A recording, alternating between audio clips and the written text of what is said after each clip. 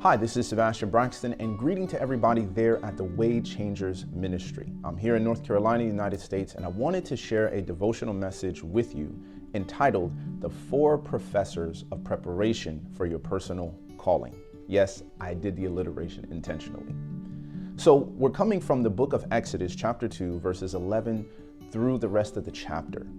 And this is really about how was Moses prepared for a burning bush moment in which God appeared to him, got his attention, and called him to be the Moses that we know him to be today. Well, the first professor we find is that Moses was learned in all the wisdom and also the understanding and mighty in words and deeds in all the ways of the Egyptians. We find this in the book of Acts chapter 7, 22 and 23. So Moses was a full 40 years old, and he had learned legislation and philosophy and poetry and history.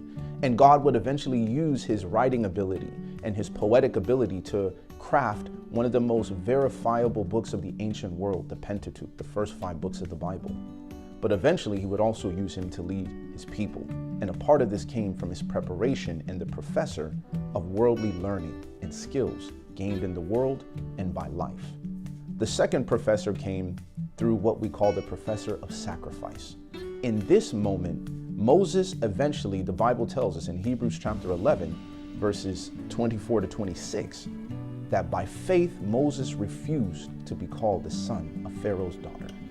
I want you to think about the potential conflict that this could create for Moses. He had to guard his affections to his foster mother, who found him in the river Nile.